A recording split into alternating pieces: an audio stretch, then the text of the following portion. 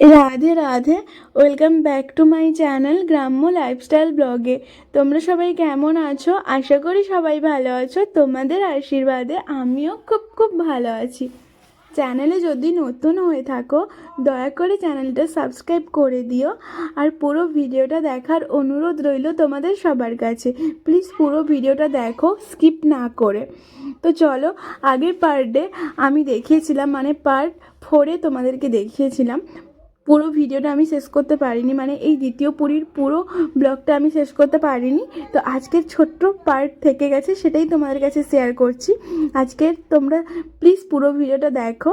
আর এই যে দেখো, এখানে প্রদীপ ধরাচ্ছিলাম আমি, আর আমার দিদান এখানে ক্যামেরাটা ধরছিল, আর ঠিক মতন ধরতে পারেনি, জানে না ঠিকঠাক, তো মোটামুটি অনেকটাই ধরেছে।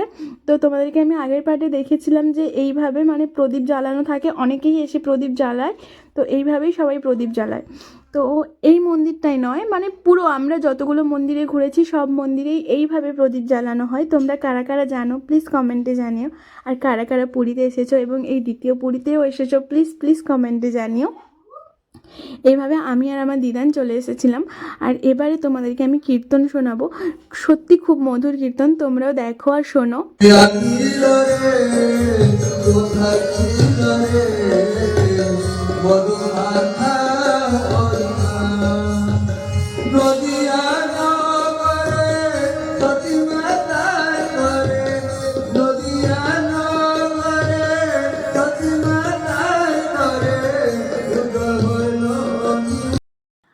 এত সুন্দর মিষ্টি, মানে কি বলা যায়, মধুর হরিনাম কীর্তন কার না ভালো লাগে।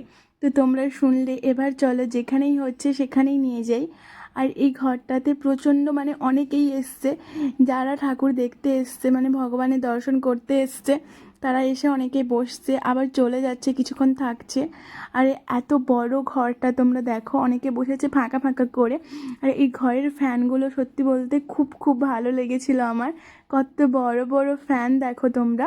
আর তোমরা কারা কারা এত বড় ফ্যান দেখেছো প্লিজ কমেন্টে জানিও। আমি তো আগে কখনো দেখিনি, প্রথমবারই দেখেছিলাম। আর এই যে দেখো, ওইখানটায় কীর্তন চলছে। আজকে ব্লগটা আমি লাস্টে কীর্তন দিয়েই শেষ করব, তাই তোমাদেরকে বলছি প্লিজ প্লিজ চ্যানেলটা সাবস্ক্রাইব করে দিও যদি না করে থাকো। আর তোমরা প্লিজ একটু বেশি বেশি করে শেয়ার করো, তোমাদের কেমন লাগলো প্লিজ জানিও।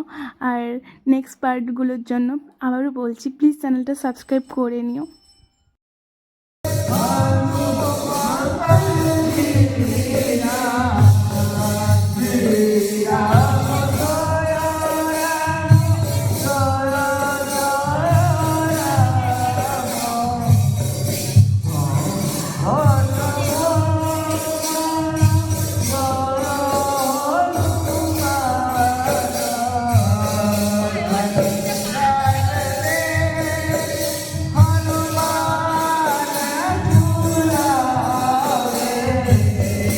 Para